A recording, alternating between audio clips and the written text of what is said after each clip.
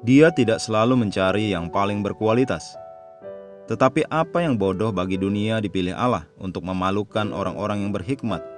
Dan apa yang lemah bagi dunia dipilih Allah untuk memalukan apa yang kuat. 1 Korintus 1 ayat 27. Bertahun-tahun yang lalu Tuhan berbicara kepada saya sebagai seorang remaja muda. Ini adalah pertama kalinya saya mendengar secara pribadi dari Tuhan. Dia berkata kepada saya, "Aku ingin engkau membawa umatku ke dalam warisan mereka." Pada tahap kehidupan saya saat itu, saya tidak tahu apa-apa tentang warisan apapun. Saya hanya seorang pemula. Tidak ada yang mengajari saya bahwa kita memiliki warisan di dalam Kristus.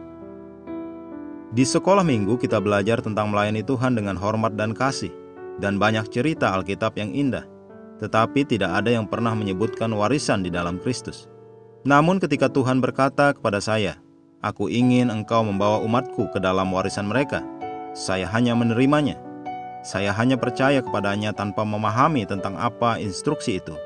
Saya tahu dia harus menunjukkan kepada saya apa itu, dan dia melakukannya, dan saya sudah membicarakannya sejak saat itu. Pengalaman saya dengan Tuhan sangat mencerminkan apa yang Rasul Paulus katakan.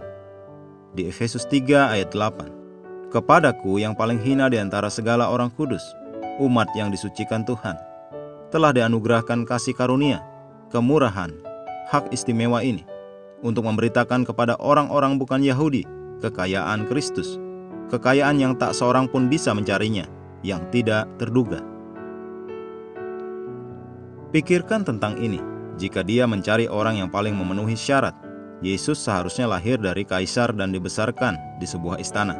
Tetapi dia tidak. Alkitab berkata, "Ingat saja saudara-saudara, bagaimana keadaan kamu ketika kamu dipanggil. Menurut manusia tidak banyak orang yang bijak, tidak banyak orang yang berpengaruh, tidak banyak orang yang terpandang."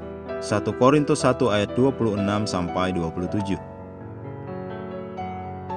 2 Korintus 3 ayat 5 mengatakan, "Dengan diri kami sendiri kami tidak sanggup untuk memperhitungkan seolah-olah pekerjaan kami sendiri.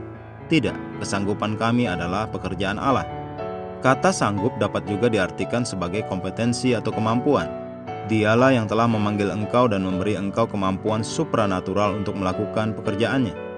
Jangan pernah memandang rendah diri sendiri atau berpikir tidak ada yang istimewa dari dirimu. Dia membuat engkau kompeten, jadi lihatlah melampaui kemampuan fisikmu. Ingatlah selalu bahwa engkau istimewa baginya, dan dia secara ilahi memampukan engkau untuk memenuhi panggilannya dalam hidupmu. Mari kita berdoa. Bapa terkasih, terima kasih telah mengasihiku dan merencanakan hidupku untuk kemuliaan-Mu. Engkau membedakan aku untuk pekerjaan khusus-Mu dan menyerahkan Injil yang mulia pada orang-orang di sekitarku.